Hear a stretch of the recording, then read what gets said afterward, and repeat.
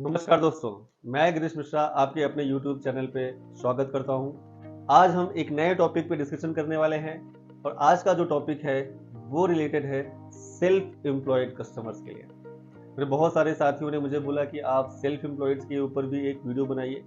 मैंने recently salaried customers को क्या क्या डॉक्यूमेंट्स लगते हैं होम लोन लेने के लिए, उस पर मैंने एक डिटेल में वीडियो बनाया हुआ है जिसका लिंक मैंने डिस्क्रिप्शन बॉक्स में शेयर किया हुआ है। तो आपको अगर सैलरीड कस्टमर के बारे में कुछ डिटेल चाहिए तो आप जा करके आज जो हम सेल्फ एम्प्लॉयड कस्टमर्स के बारे में बात करेंगे उसका जो मेन हमारा टॉपिक एजेंडा है वो है कि सेल्फ एम्प्लॉयड कस्टमर्स के लिए हमें कौन कौन से डॉक्यूमेंट्स लेने होते हैं और इन सेल्फ एम्प्लॉयड कस्टमर्स को हम कितनी कैटेगरीज में डिवाइड करते हैं। तो वीडियो स्टार्ट करने से पहले मैं आप सभी को दिल से धन्यवाद देना चाहता हूं। आप सबके प्यार से, आशीर्वाद से आपका यह YouTube का चैनल जो 0 से स्टार्ट हुआ था आज 330 फैमिली मेंबर्स पे पहुंच चुका है और आपका ऐसे आशीर्वाद रहेगा तो आगे आने वाले दिनों में और भी ऊंचाइयों को हम प्राप्त करेंगे। और एक और खुशी की बात है मेरे लिए, मुझे आपको बताते हुए खुशी हो रही है कि आज मैंने टोटल 10,000 व्यूज कंप्लीट कर लिए हैं। ये सिर्फ और सिर्फ आपकी वजह से पॉसिबल हो पाया है। अगर आपने आपका सपोर्ट नहीं दिया होता, आपका प्यार नहीं दिया होता तो ये पॉसिबल नहीं था। इन सब के लिए मैं आप सभी का बहुत ही शुक्रगुजार हूँ। एक बार दोबारा से आप सबको थैंक यू वेरी मच। आइए वीडियो स्टार्ट करते हैं और समझते हैं कि सेल्फ एम्प्लॉयड कस्टमर्स के लिए हमें क्या क्या डॉक्यूमेंट्स लेने पड़ते हैं और डॉक्यूमेंट से पहले हम ये समझते हैं कि वो कौन कौन सी कैटेगरीज में हो जाते हैं। सेल्फ एम्प्लॉयड कस्टमर्स का मतलब ये होता है कि जो अपना खुद का बिजनेस रन करके इनकम जनरेट कर रहा हो, ऐसे कस्टमर्स को हम सेल्फ एम्प्लॉयड कैटेगरी में ट्रीट करते हैं। तो सेल्फ एम्प्लॉयड कस्टमर्स में आपका प्रोप्राइटरी फर्म रन करने वाला कस्टमर सेल्फ एम्प्लॉयड में आएगा। अगर वो पार्टनरशिप फर्म चला रहा है उसमें वो पार्टनर है तो वो भी सेल्फ एम्प्लॉयड कैटेगरी में जाएगा। और कोई प्राइवेट लिमिटेड कंपनी को रन कर रहा है तो वो भी सेल्फ एम्प्लॉयड कैटेगरी में जाएगा। इसके अलावा सेल्फ एम्प्लॉयड में एक और कैटेगरीज आती है प्रोफेशनल्स की, जैसे एडवोकेट, डॉक्टर्स और सीए। अगर ये तीनों जो प्रोफेशनल्स हैं, डॉक्टर, सीए और एडवोकेट, अगर ये खुद की प्रैक्टिस कर रहे हैं तो इनको हम प्रोफेशनल सेल्फ एम्प्लॉयड ट्रीट करते हैं। और अगर ये किसी कंपनी के साथ में एसोसिएटेड है, यानी कि अगर कोई डॉक्टर किसी हॉस्पिटल में सैलरी पे जॉब कर रहा है तो उसको प्रोफेशनल सैलरीड में ट्रीट किया जाता है। और अगर कोई सीए किसी फर्म में सैलरी कस्टमर की तहत में सैलरी विड्रॉ कर रहा है, सैलरी ले रहा है, तो उसको हम सैलरी प्रोफेशन मिलेंगे। इसी प्रकार एडवोकेट का भी होता है। लेकिन जैसा कि मैंने आपको पहले बताया कि अगर ये तीनों अपना खुद का बिजनेस रन कर रहे हैं तो ये सेल्फ एम्प्लॉयड प्रोफेशनल की कैटेगरीज में आए। तो जैसा कि हमने अभी समझा कि सेल्फ एम्प्लॉयड की कौन कौन सी कैटेगरीज होती हैं, इसके बाद हर कस्टमर का कैटेगरी वाइज डॉक्यूमेंट का लिस्ट भी अलग अलग होता है। तो आज जो हम कस्टमर्स के बारे में डिस्कस करेंगे और जिस कैटेगरी के बारे में हम डिस्कस करेंगे वो डिस्कस करेंगे, सबसे पहला जो हमारा कैटेगरी है वो है प्रोप्राइटरशिप। कोई प्रोप्राइटरशिप फर्म को रन कर रहा है तो उसके लिए कौन कौन से डॉक्यूमेंट्स लगेंगे, क्या क्या डॉक्यूमेंट उसको देना है और आपको उससे कौन कौन से डॉक्यूमेंट्स वेरीफाई करना है, इन सब के लिए आगे का वीडियो आप देखिए। जैसा कि आप सबको पता है कि जो प्रोप्राइटरी फर्म को रन करता है उसको हम सोल प्रोप्राइटर बोलते हैं, यानी कि एक इंडिविजुअल पर्सन जो एक कंपनी को रन करता है। तो प्रोप्राइटरी फर्म के लिए जो हम सबसे पहले डॉक्यूमेंट्स लेते हैं वो हम लेते हैं केवाईसी। केवाईसी के ऊपर भी मैंने एक वीडियो बनाया हुआ है और लिंक मैं आपको डिस्क्रिप्शन बॉक्स में शेयर कर रहा हूं, आप वहां जाकर के उस वीडियो को देख सकते हैं। फिर भी मैं आपको बता दूं कि केवाईसी जो है वो आपको कंपनी का केवाईसी और इंडिविजुअल का केवाईसी दोनों का केवाईसी डॉक्यूमेंट्स लेना है। मैं दोबारा से एक बार रिपीट कर देता हूं कि आपको एक जो इंपॉर्टेंस डॉक्यूमेंट्स हैं केवाईसी के लिए वो क्या लेने हैं।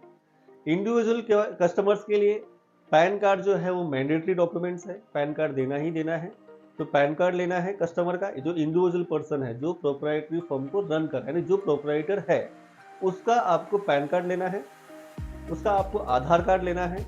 और ये आपको इंश्योर करना है कि जो आधार कार्ड है, आधार कार्ड पे उसका वही एड्रेस अपडेट होना चाहिए जिस एड्रेस पे वो करंटली रह रहा है। उसके आधार कार्ड पे वो एड्रेस अपडेट नहीं है जहां पे वो इस समय रह रहा है, तो उससे आप दूसरे डॉक्यूमेंट्स ले सकते हैं। डॉक्यूमेंट्स में क्या क्या ले सकते हैं आप उससे? एड्रेस प्रूफ के लिए आप उससे एड्रेस प्रूफ के लिए आधार कार्ड के अलावा पासपोर्ट ले सकते हैं, ड्राइविंग लाइसेंस ले सकते हैं, रेंट एग्रीमेंट ले सकते हैं, लाइट बिल ले सकते हैं, या और कोई यूटिलिटी बिल से ले सकते हैं। हो गया उसका इंडिविजुअल का केवाईसी। उसके बाद आते हैं हम कंपनी की केवाईसी।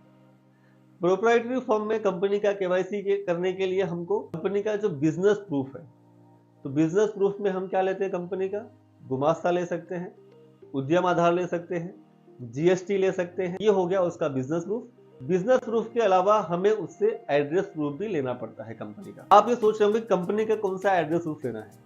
तो कंपनी का एड्रेस प्रूफ का मतलब ये है कि जहां पे उस कंपनी का ऑफिस लोकेटेड है, उस ऑफिस का करंट एड्रेस प्रूफ लेना है। वो अगर कंपनी के नाम पे वो प्रॉपर्टी है, अगर वो सेल्फ ओन्ड प्रॉपर्टी है, तो लाइट बिल में वहां का एड्रेस मेंशन होगा। लेकिन आप इंश्योर करना कि लाइट बिल जो है वो प्रोप्राइटर के नाम पे नहीं, कंपनी के नाम पे है क्या। अगर कंपनी के नाम पे है तो ही वो आपका वैलिड एड्रेस प्रूफ है। इसके अलावा आप रेंट एग्रीमेंट ले सकते हैं। अगर कंपनी के नाम पे वो रेंटेड प्रॉपर्टी, अगर कंपनी का जो ऑफिस है वो रेंटेड है, तो आप रेंट एग्रीमेंट ले सकते हैं। ये हो गया आपका इंडिविजुअल और कंपनी का बेसिक सा केवाईसी। अब हमने केवाईसी के पार्ट को कवर कर लिया है। अब केवाईसी के आगे हम बढ़ते हैं, हम उससे उसकी इनकम का डॉक्यूमेंट। इनकम के डॉक्यूमेंट में सेल्फ एम्प्लॉयड में जो सबसे इंपॉर्टेंट डॉक्यूमेंट्स होता है वो होता है उसका आईटीआर। सेल्फ एम्प्लॉयड कस्टमर्स में हमें 3 इयर्स का आईटीआर लेना होता है।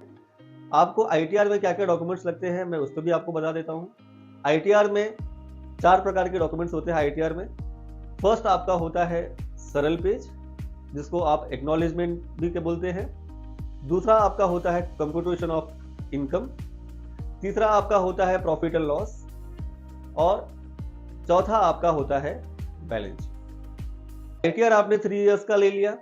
उसके बाद हम आईटीआर के साथ में हम फॉर्म 26AS लेते हैं। 26AS लेने के पीछे का जो रीजन है, उसमें अभी तो जो लेटेस्ट का जो फॉर्म 26AS आ रहा है, उसमें अगर आपने जीएसटी रिटर्न वगैरह आप फाइल कर रहे हैं तो वो भी उसमें अपडेट हुआ रहता है। अगर आपके पास उस समय जीएसटी रिटर्न्स उपलब्ध नहीं है तो आप फॉर्म 26AS से भी उसका जीएसटी रिटर्न वेरीफाई कर सकते हैं। दूसरा, फॉर्म 26AS में उसको जो भी इनकम आया हुआ है, जिस भी इनकम पे उसने टीडीएस पेमेंट किया हुआ है कस्टमर ने, वो सारी इनकम फॉर्म 26AS में रिफ्लेक्ट हो जाती है। आपको ये 3 इयर्स का फॉर्म 26AS भी लेना है अलॉन्ग विथ 3 इयर्स का आईटीआर। अगर कस्टमर जो है जीएसटी एप्लीकेबल है उसको, तो आपको कम से कम 1 ईयर का जीएसटी रिटर्न लेना है। आपने जीएसटी रिटर्न ले लिया, उसके बाद आपको कंपनी के करंट अकाउंट का 1 ईयर का बैंक अकाउंट का स्टेटमेंट लेना है। अब आपको ये इंश्योर करना है कि जो भी आप बैंक अकाउंट का स्टेटमेंट ले रहे हैं उसमें उसके बिजनेस ट्रांजैक्शन हो रहे हो, यानी कि आपको बिजनेस ट्रांजैक्शन का ही अकाउंट स्टेटमेंट लेना है। इसके साथ में जो प्रोप्राइटर है उसके इंडिविजुअल बैंकिंग का भी 1 ईयर का स्टेटमेंट लेना है। अब आप सोच रहे होंगे कि जब मैंने कंपनी का स्टेटमेंट 1 ईयर का ले लिया है तो मैं इंडिविजुअल प्रोप्राइटर फर्म का प्रोप्राइटर का बैंकिंग क्यों लूं? तो मैं उसके लिए आपको बता दूं कि जो प्रोप्राइटर फर्म होता है, प्रोप्राइटरशिप फर्म में जो प्रोप्राइटर है और फर्म है, उन दोनों की जो लायबिलिटी है वो दोनों के ऊपर समान रूप से लागू होती है। इसलिए कि अगर प्रोप्राइटर का किसी भी प्रकार का कोई लोन चल रहा है और उस लोन का रिपेमेंट वो अपने सेविंग अकाउंट से कर रहा है, तो उसको वेरीफाई करने के लिए हम प्रोप्राइटरी फर्म के जो प्रोप्राइटर होते हैं उनके भी अकाउंट का स्टेटमेंट मांगते हैं। इसके अलावा अगर फर्म का या इंडिविजुअल का किसी भी प्रकार का कोई लोन चल रहा है तो उन सभी लोन का लोन अकाउंट स्टेटमेंट आपको देना है।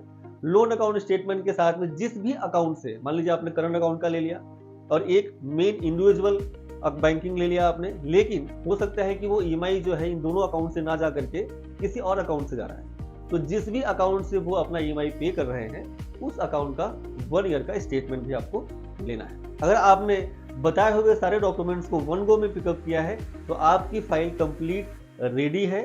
अब इसमें ये हो सकता है कि कुछ डॉक्यूमेंट्स जो हैं, जब भी आप ITR लेते हैं तो ITR में आपको हमेशा कंप्यूटेशन ऑफ इनकम जो है उसको देखना है, और उसमें देखने के बाद वेरीफाई करना है कि उसमें उसने कौन कौन सी इनकम दिखाई हुई है। वो सारे इनकम भी अगर आपको लोन के लिए लेने हैं तो वो सारे डॉक्यूमेंट्स भी आपको कस्टमर से मांगने पड़ेंगे या कस्टमर को प्रोवाइड करने पड़ेंगे।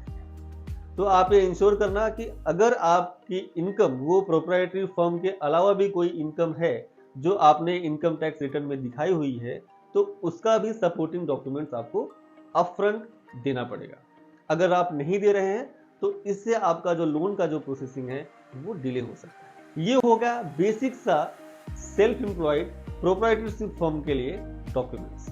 अगर आप इस सभी चेकलिस्ट को बताए हुए डॉक्यूमेंट्स को आप फॉलो करेंगे तो आपका लोन का प्रोसेसिंग बहुत ही फास्ट होगा और आपको बहुत ही आसानी से बैंक लोन कर देगा। आशा करता हूं दोस्तों मैंने आपको सेल्फ एम्प्लॉयड प्रोप्राइटरशिप फर्म के लिए जो भी डॉक्यूमेंट्स लगते हैं वो बताने में सक्षम रहा और आपको ये वीडियो जरूर ही पसंद आया होगा। आने वाले अगले वीडियोस में हम एम्प्लॉयड कस्टमर्स की जो दूसरे कैटेगरीज हैं, पार्टनरशिप, LLP, प्राइवेट लिमिटेड और जो प्रोफेशनल्स हैं उनके लिए क्या क्या डॉक्यूमेंट्स लगते हैं, इस पे भी हम डिस्कस करेंगे।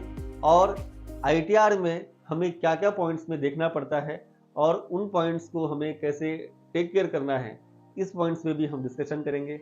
तब तक के लिए आप सभी को अलविदा। और आते जाते मैं आपसे सिर्फ इतना ही निवेदन करूंगा, इस वीडियो को लाइक करना, शेयर करना और चैनल को सब्सक्राइब करना बिल्कुल ना भूलिएगा। धन्यवाद।